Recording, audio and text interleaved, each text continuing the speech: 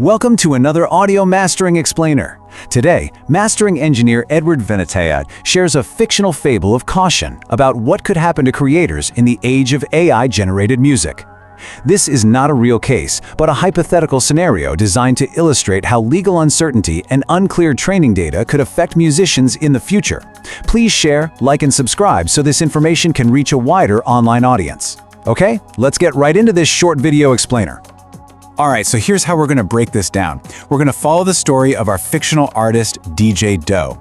First, we'll see how a simple experiment basically rewrites music history. Then, just when things are looking amazing, a claim emerges from the shadows. From there, we'll see how he gets trapped by the terms of service and how a so-called savior shows up with a hefty price tag. It all leads to a battle of endurance, which really gets us to the heart of the matter, the true flaw in the system. It's quite a journey, so let's get into it. So let's set the stage. Our story kicks off not with some grand ambition to top the charts, but with a simple moment of pure creative curiosity. I want you to meet DJ Doe. He's a talented musician, but pretty much unknown. And just like a lot of us creators are doing right now, he's just playing around, exploring the power of a brand new creative tool. He's messing around on an AI platform called Suno. And I really want to stress this point. He is not trying to write a hit song.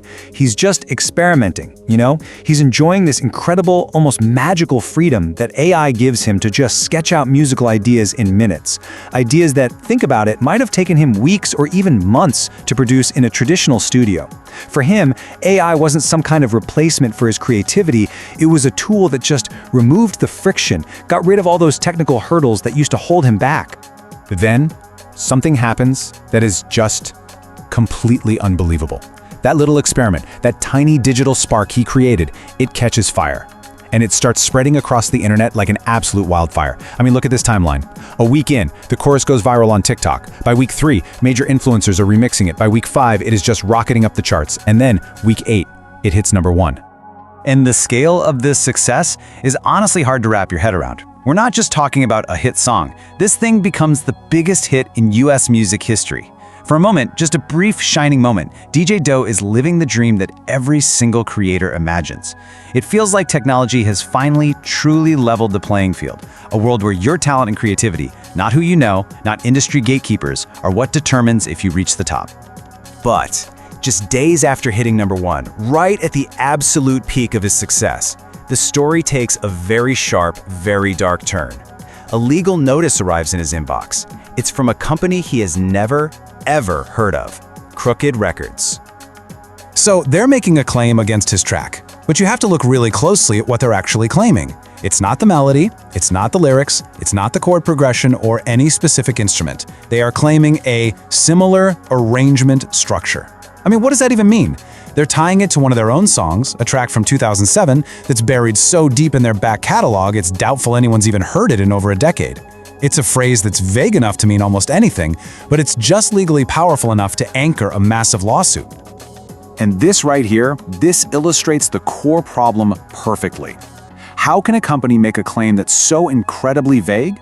Well, it's because nobody, not us, not creators, not even the courts, knows for sure what data these AI models were trained on. It's a total black box. And when no one really knows what's inside that box, anyone can claim anything. And the burden of proof, tragically, it shifts from the person making the accusation to the creator.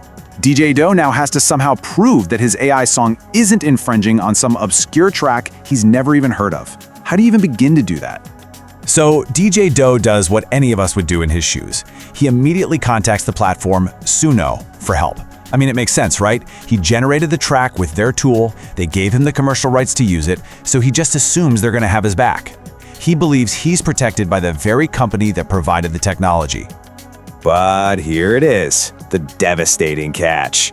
It's hidden deep in the fine print of the terms of service that pretty much every generative AI company uses. They grant you the right to use the output commercially, absolutely. But what they don't give you is legal protection.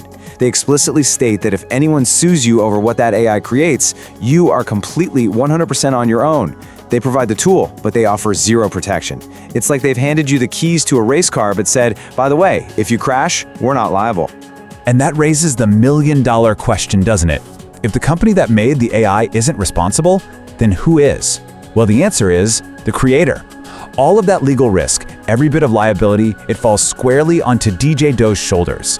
He is now completely and utterly trapped. He's caught between an AI model trained on who knows what, and a record label making a vague claim that's nearly impossible to disprove. So he's feeling panicked. He's overwhelmed. He feels totally alone in this. And then he gets a message. It's from a woman who calls herself an artist advocate, a legal specialist for musicians navigating this new AI world. And she sounds confident, she sounds like she cares, and honestly, she seems like the hero he's been desperately hoping for. She presents herself as the seasoned warrior on a new digital battlefield. She tells him she's already filed class action lawsuits on behalf of thousands of artists who are in the exact same boat. But what DJ Doe doesn't realize, in his vulnerable state, is that all of these cases she's referencing, they're all still pending. There are no verdicts, no payouts, no actual wins to her name. He doesn't see the red flags, he's just seen a glimmer of hope in the darkness. So he hires her. He pays a $10,000 retainer. And this is exactly how new predatory industries can spring up from these legal gray areas. When a system is confusing and scary, people will always show up claiming they have the map. And suddenly, creators become the revenue stream for these intermediaries who can't actually guarantee any real protection. The next few months for DJ Doe just blur into a total nightmare of legal filings, consultations, and invoices. As the months just drag on, DJ Doe starts to learn a very, very harsh lesson about the legal system. He realizes it's not really about finding out who is right and who is wrong. It's not about discovering the truth. It's about something else entirely. He is just being worn down from every single direction. His own lawyer keeps sending him these vague progress updates that, coincidentally, always seem to require more payments. And at the same time, Crooked Records keeps turning up the pressure, constantly reminding him that his case is weak, and it's only going to get more expensive the longer he fights. It's a battle of attrition, and he is fighting an opponent with much, much deeper pockets. And then finally, Crooked Records presents him with a settlement offer. But really, it's an impossible choice. Look at this.